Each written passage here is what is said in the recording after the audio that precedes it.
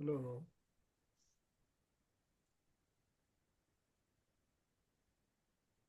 Hello. Hi, Sabrina. Do you hear me? Assalamualaikum. Walaikum assalam. Hi. Hi, Thank you for joining. Ji. So, thank you so much for giving me this opportunity and for having me here. Yeah, thank you so much. Good to see you. Let's wait Thank for you. Minal. Yeah, Okay. excellent. Actually, I wanted to connect from my laptop, but I don't know. It's taking time. Can you give me 2 minutes to rejoin? Sure. Take your. Thank you.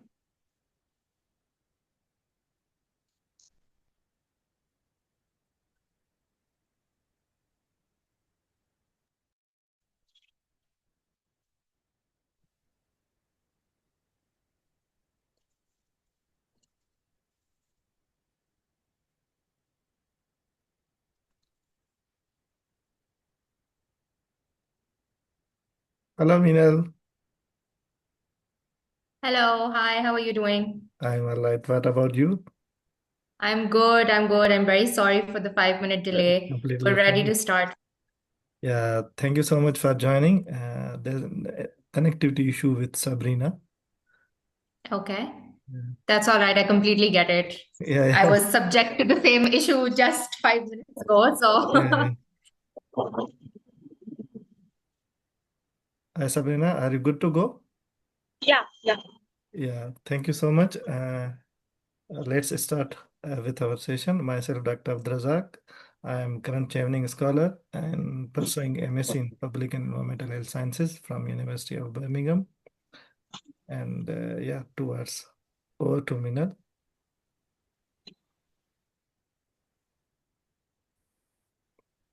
hi, I'm Minal. I think you probably know me as well. I am a Chevener from the 2024 cohort. I've done my postgraduate in MSc Business Analysis and Strategic Management from the University of Manchester. I am back now in Pakistan running my own art and social enterprise. Congratulations on being shortlisted for this interview. It is a huge achievement. I hope you know that. Um, and we're excited to conduct your interview as well. So let us know whenever you're ready to start. Okay.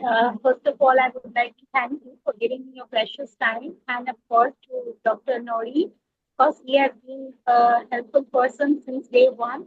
I met him like 2 months ago, and he has helped me incredibly, like uh, giving me answers of my silly questions and like on the odd timings. So I'm grateful to him, and of course, thank you to you for conducting this interview with me, and I hope I will learn and overcome my, the areas where I am lacking. So yeah, looking forward. So I think I should start with my introduction. So my name is Sabrina Hara. I'm a social emotional support specialist working on a worldwide funded project with Government of State. And my journey is defined by scale and systemic changes. If I look at my work, and I have started just 100 pilot schools. But then, due to the cascade model, SPS has been expanded to 13,000 schools and 45 master trainers, 514 guide teachers, more than 1,800 subject coordinators, and above 18,000 subject teachers. It is still vivid in my memory. If I look back, I started with just 25 students in my classroom, and they were impacted with PSHE, a subject, physical, social, emotional health, which I used to teach in Beacon House. But today, uh, my work has impacted more than 7 lakh students in the form of teaching and learning materials. So I think I'm incredibly proud of all of my achievements. Uh, and yeah, I'm so happy with this journey. But the problem is, according to UNICEF, 7.5 million, sorry, 27 million children are still out of school, and 7.5 million students are out of school in the province of Sindh alone. So that is an alarming situation.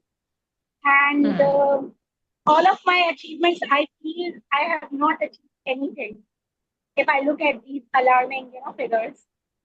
So today I'm here in front of you to bridge the gap between the local challenges and the global best practices. And for that, I need Chevening Alumni Network and best educational practices and models so that I can transform the landscape of Pakistan into a driver for national research. Thank you so much. Wonderful. Thank you, Sabrina, for your introduction. Would you like to tell us as to why you chose Chevening and not any other scholarship? See, if I look at other scholarships, they are more focused on academics, like grades. If I can take a name of Fulbright scholarship, it is more about GRE, STEM. And if I look at Chevening, it talks about leadership impact and the networking. And I think at this stage of life where I have created an impact and I do have a network. But I think Chevening is going to help me as compared to any other scholarship in these areas where I can work towards my future in a better way. So, yeah. Wonderful. So, Sabrina, give us an example of your leadership skills from the way that your career has progressed so far. Okay. There are many examples in my whole professional journey, but the one which has, created an impact on me is that last summer when I was training 45 master trainers in the district of St. Nawabshah. It is a very, hot district. The weather is very hot there. And I was there in the month of June. And when I reached the hall, the training hall, I saw 45 master trainers. Only 7 were females and the 38 were males. And all the males had that mocking, expressions on their faces. And even I heard the murmurs that what she's going to teach us. So that was a very, demotivating moment for me. But I took a pause and I felt empathy for them because I also belong to a conservative village called Shikarpur. So I know the mentality over there that how much the males are overburdened with this notion that they have to act like a male. And women cannot, teach them anything or women cannot tell them anything. They know everything. So I knew this thing. So I had that empathy for them. And I decided in that very moment that I'm not going to impose my authority on them. Rather than I changed my strategy. I asked them if they could help me understand the problem, which is corporal punishment, because they are more senior to me. They have more experience than me. So of course they are going to tell me the real picture why corporal punishment persists and what are the consequences. When they were students, they were children. How did they feel when they had to, go through this corporal punishment thing? And what are the memories they still carry about those, incidents? So when I gave them the lead, they actually came up with more good, examples, with more thorough, I would say, a thought-provoking session they conducted. And in the last, when I asked them about the legal aspect, because in my mind, it was there that what if when I leave this room and when they go back to their schools, would they still carry the same thing which I am trying to train them?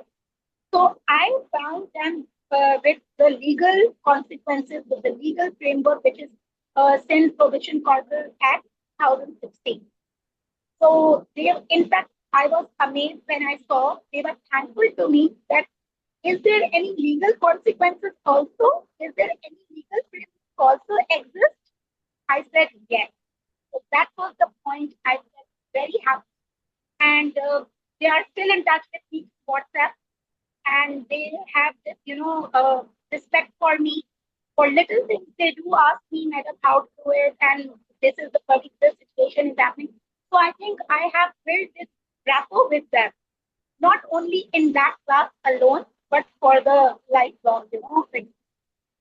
So this was my leadership style, a transformative leadership style, which is built on empathy-led model, and the same which I would like to carry to UK, because I know in UK I'm going to meet people from diverse backgrounds, from different cultures, and if I will use this transformative empathy-led model, of course I'm gonna learn from them, and they will learn from me. So it will be a mutual. Right. So pertaining to this example that you've just shared with us, what do you think was your biggest challenge throughout it? My biggest challenge out was to deal with their egos, and I had to make them calm. And first of all, I needed myself a growth mindset approach, deal with them, and I think I did justice to the situation, because later on they went to 45 master trainers. They went to train 514 guide teachers, and those 500 guide teachers trained 1,842 subject coordinators, and eventually more than 18,000 benefits. Right. So similar to your leadership skills, can you share some example from your professional career that could show us how well you network with your peers? Yeah, actually, it's a very interesting event. There was a networking conclave um, related to PSHE, and because I was a school principal in my last role, so I attended that networking conclave on the topic of PSHE. So there were educators around different fields, like some were from projects, from school, from college. There I met a person who was sitting to me next to me, and she had that mishap, wardrobe mishap, malfunction. So luckily I had the safety pin with me, and I offered her in that moment, because I'm also female, and I saw the worried face of her, because she was unable to stand. And later on, we had that the activity planned for us to move around the room and to present the work. So it must have been difficult for her. So I offered her a safety pin, and there the ice broke between us. And she told me that she's working on a World Bank funded project, the same project which I am working now. And because of her, I got that opportunity. Before that, I was just impacting 600 students in that school where I was a school principal.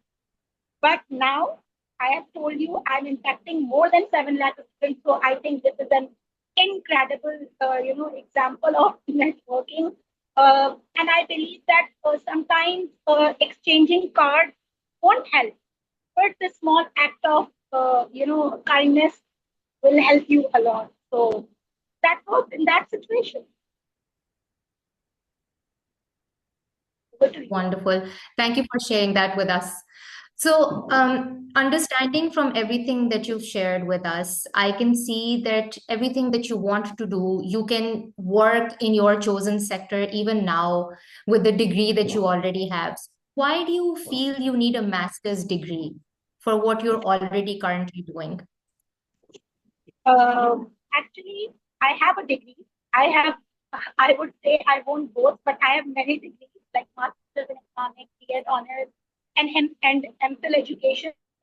But in my degrees, there is a gap. The gap is of frameworks, evidence-based frameworks, which I am going to learn from UK university, especially the University of York, which is my first priority. So the gap of evidence-based frameworks, models, I haven't studied those. And especially the whole school approach to mental health, which UK is pioneer in. So that thing is lacking in my degrees.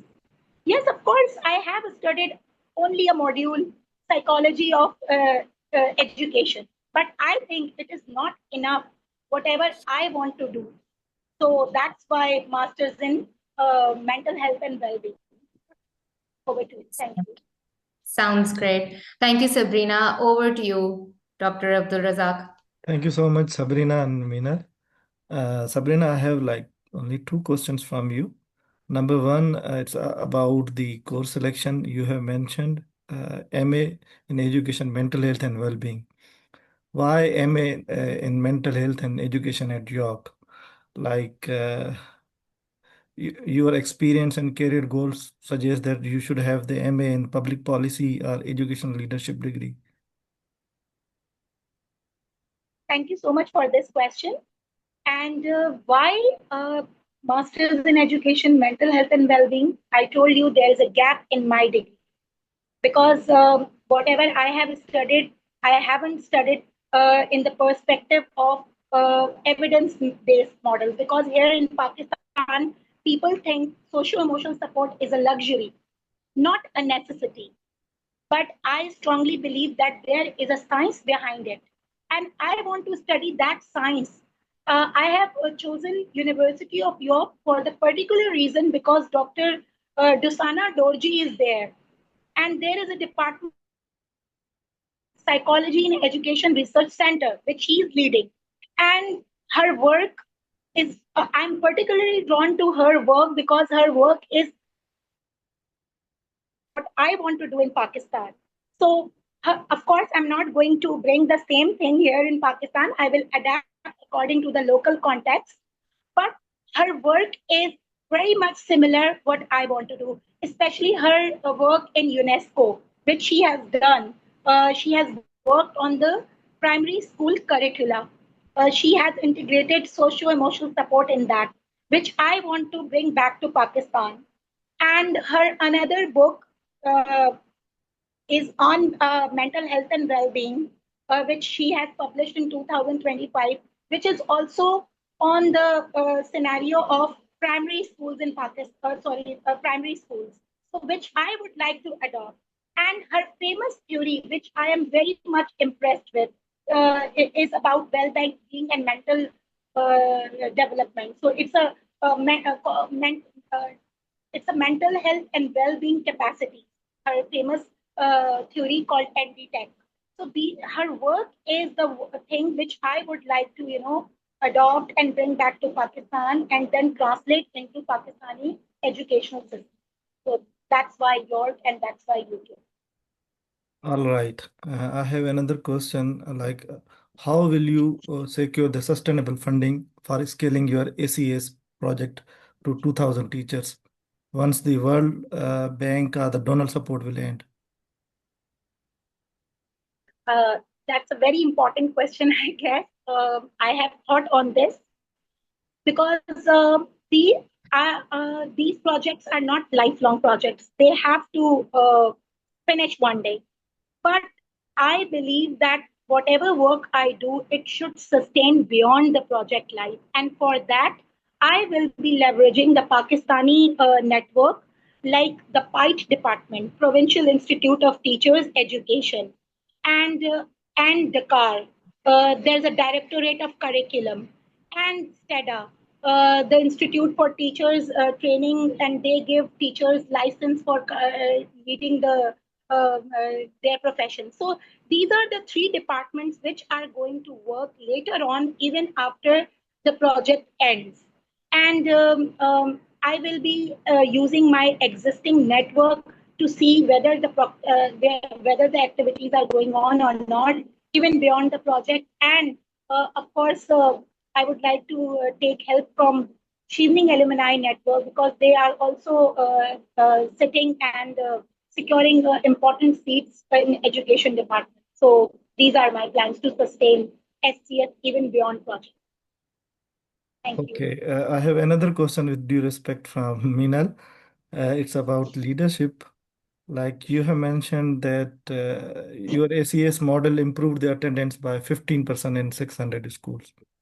What evidence proves this improvement that was caused by ACS rather than the funding or temporary monitoring pressure? Okay. See, policy reforms are not iterative, they are linear. We can't say that with full conviction that we are going to achieve this because there are post interventions, there are pre interventions, there are midline tests. Actually, these tests prove whether the intervention has been successful or not. So I can't say like that that yes, of course, we are going to achieve 15%, 20%, but whatever figures I have written in my application, this is what we have achieved and confirmed by the baseline test which has been done in the project so far. All right. And it is a time consuming process. Like in 1 or 2 or 3 or 4 5 years, I can't say that what we have achieved, but we need time for that to see the changes. Thank you. All right. Now I think there is a time for feedback. Minal, over to you. What's your overall feedback on the interview? Okay. Yeah. So my overall impression from what we've talked about so far, it looks as though you know your story, you know your narrative, which is great, right? It's just that it might be the nerves that come with the interview, but it feels that the responses are sometimes a little bit haphazard, right? So there's less structure to it. That was different when you were talking about your leadership example, because I could see that you were applying the STAR approach to it. The situation was very clear to me. The task you mentioned, the action that you took was very specific. And then you talked about the response that you ultimately got out of it.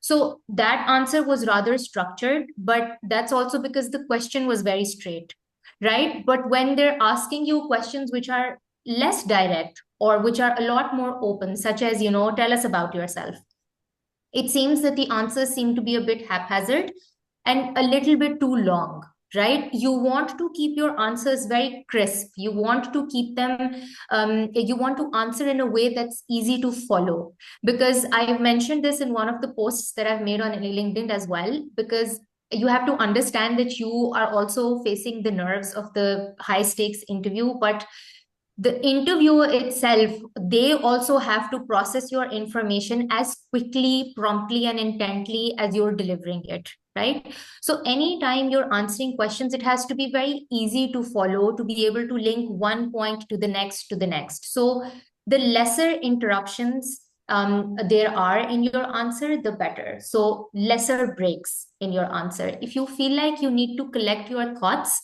just take 10 to 15 seconds in the beginning before you answer their question, right? Take a breather, think about it, and then answer.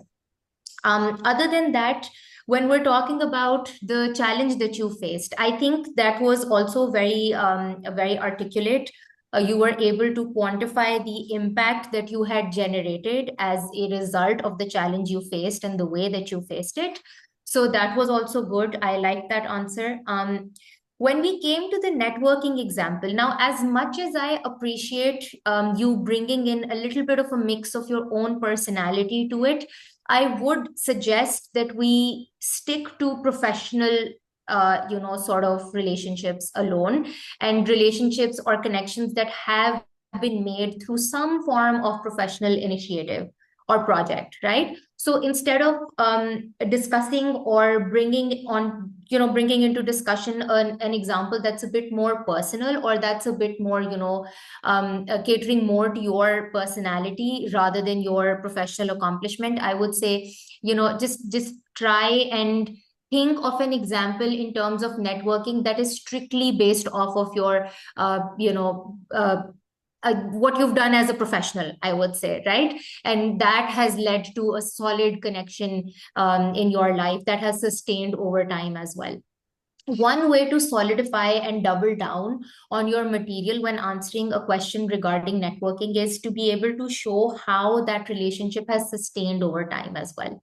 So if you're, taking the time and discussing and building context as to how that connection came about or how that network was made, try and spend at least half the time in justifying how you were able to sustain it, and for how long were you able to sustain it, how much value did you extract from it as well, right? So that's very important whenever you're talking about networking. And then the last question that I asked you, which was about why you want to do a master's in the first place when you're highly qualified as it is. You should, by the way, expect a question like that, because I can see that Dr. Abdul has also asked some very, very pertinent questions coming out from your application. So a lot of the times they will pick and choose stuff from your written application that they think, is some sort of a loophole or some sort of a question that can bring you to, that can basically encourage you to talk a bit more critically about the stuff that you've written yourself. So I think you were able to answer that pretty well. What you need to work on maybe perhaps is to, train yourself to take the time to think before you're speaking or you're articulating your answer, right? Because we want more structure to your answers, even for questions that are completely out of the box, even for questions that you have not prepared for. You don't want to look unprepared, right? So if you want to sound articulate, the best way to do is to take a breather, think about it, structure it in your head, and then talk about it. Okay? There's no shame in doing that. This देखो अभी तो एक online setting है, right? When you're being interviewed in person, there are a lot of ways to fill in the gap, right? आप थोड़ा आगे होके बैठे हैं तो थोड़ा पीछे होके बैठ जाएं, right? अपनी थोड़ी सी शर्ट को एडजस्ट कर लिया, अपनी नोटबुक को एडजस्ट कर लिया, put your arm on the table. These are ways to fill in the gap in some way, right? और उस गैप के दौरान आप थोड़ा सा अपने जहन में स्ट्रक्चर बना लें, right? So एक तो वो चीज हो गई, that is something that we want to work on, ठीक है? Then another thing is कि we want to take lesser breaks in between answering questions, less ums and ahs and more fluidity in the way that you speak, right? Because उससे ये है कि मुझे ऐसा feel हुआ जैसे एज द इंटरव्यूअर मेरी जो ट्रेल ऑफ थॉट थी ना वो थोड़ी डिस्टर्ब हो रही थी, so I had to refocus on what you were saying. सही है? So that's the second one. And the third generally is try to think of questions that they will ask you. So one simulation Dr. Saab has already done for you, ठीक है, कि आपकी written application में से क्या क्या questions आ सकते हैं, ठीक है? And then think of questions that don't relate to your written application as well, that are more generic. Okay, and then prepare for them, right? Practice on your own time, even when you're not conducting mock interviews, even when you're not practicing with somebody else and you're sitting alone in your room. Try करें कि अपने आप को time करें, right? Make sure कि you're not exceeding 2 minutes at any cost, because उसके बाद question और answer monotonous हो जाता है. Okay, so that's the third thing that I'd like to suggest and you should work on, right? Otherwise, you have a great story, and the fact that you've been shortlisted for this interview shows that they're already interested in your story. They like you. So, be very confident in what you've already done. Just usko thoda sa structure behtar karna hai, right? But that's all from my end. If you have any questions, though, you can ask in the end, but over to you. No, thank you so much. Thank you so much for giving me time. And I have noted down all the suggestions, and I have prepared almost 100 questions, even from my application and from out of the application. But, there is a pressure of that interview thing. You said that Yes. nerves thing. Yeah, it's quite true. So thank you so much. I completely understand. And you will feel it on the day of the interview as well. Okay? But I think that is true for all of us. हमें भी वो pressure feel हुआ था, हमारे भी हाथ कांपे थे. But it's something that you have to get over. Okay? Just when you walk into that room, you should have that conviction in your heart. If I've been shortlisted, I am a standout already. right? I am one of the 300, 200 people that they like. तो when you're walking into the room, वो confidence होना बहुत जरूरी है, ठीक है? It really helps with the nerves, ठीक है? It really helps with the nerves. Yeah. Okay, I'm gonna stop talking now. Yeah, thank you so much, Meenal. Yes, overall interview was good. And I have few suggestions, like you should consider that they just want to check whether the essays are written by you and you are practically gone through the leadership and networking. That's it. Just want to check it. So keep in mind these things. Number one suggestion, like don't self-introduce in the start. Like if they are not saying to you, there's no need to Yeah. self-introduce yourself because your introduction is already mentioned in application. Second suggestion will be give time to the interview panel for the follow-up questions. Like don't talk too much. Like as Meenal said, that just clearly understand the question. If you don't understand, then you can ask that please repeat the question. Then for a few seconds, have a pause and have a sequence of your thoughts in your mind. Then try it, then speak, and it will be more fruitful.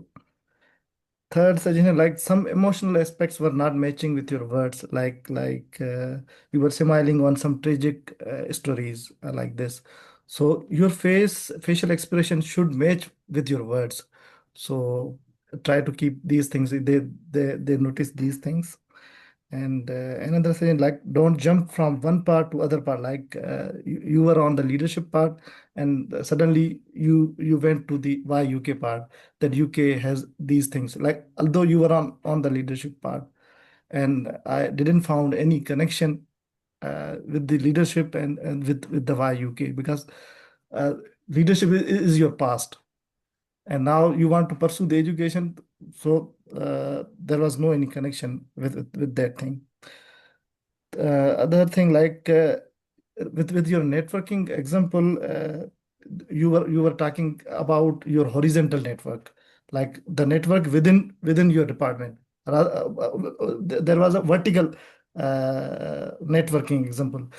You should give the horizontal example. Like you are a Chevening scholar, you should be open for to networking to every field, not only to your field. Like you can give the examples, like how you connect with the people, how you network, like by using the LinkedIn or by using different social demographic things.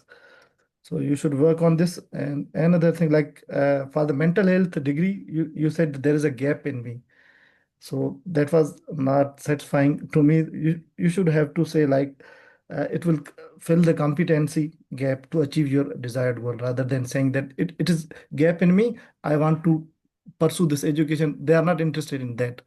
They just want to see that how this degree will fill your gap and will help you in achieving your desired career goal. That's what the thing in which the UK is interested, because the UK is more interested in you rather than in degree, that how you will be proved to be a valuable asset for them. And last thing, like it looks like you were following a particular teacher, like their publication, you can say, but your focus should be again on the degree rather than on the teacher, that he or she has made research on this and these books are like this. That focus should be on your degree. That will be good. And the last part, like I said, that how the 15% you have increased in your leadership, you didn't give the evidence for that. And so it was not like satisfactory. You should have given the solid reasons then how your intervention was solely responsible for increasing that progress. So these are just my suggestion. Overall, it was very nice, and I think it's first time, so you can work on all these things. If you have any question. No. I think you have given me a candid and detailed feedback, so I will work on it. Yeah. And I hope I'm not going to make these mistakes again in my real interview, because it is going to be happen in the next week. So Yeah. thank you so much for your time Yeah, and there for will the be suggestion. mistakes. There will be mistakes in the start. You will feel anxious. You will feel a mumbling of the language. So So you should have control on your nerves. In the start, you will feel anxious and don't think that you are not performing well. As the flow goes, they are very friendly with you, and you will feel more comfortable, even more Yes. comfortable than us. You will feel like Yes, that's for true. a timing, you will feel like you are not giving the interview. You are just discussing the things. They are very friendly. Yeah, that is very true. They Yeah. will make you feel very comfortable and at home as well. But before we can wind this up, Sabrina, I think we have scheduled a mock interview for tomorrow as well. You have one. Okay, so how about we reschedule it to at least 2 days or 3 days from now? Is that okay? When is your actual interview date?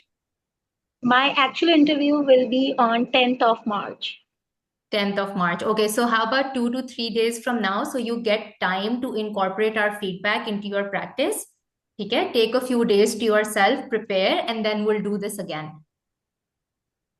Yeah, sure. Okay? That would be Maybe perfect. we'll request Dr. Abdul to rejoin us for your interview so we Sure, can, sure. have But keep a keep I in would mind love to keep in mind that don't engage do it Meenal again. on Sunday. yeah. she's she's already with us Yes, on a Zoom session. So yes. take On the care coming. of the 8th March. Otherwise, I'm. Yeah. Thank you so much, Meenal. Thank you so much, Sabrina. Thank you. See you. Thank Thank you so you. much for your time, both of you. All Yeah. right. See you soon. See you soon. Bye bye. I'm Take signing. care, Thank Sabrina. you. Bye. Good luck. Good. Bye bye.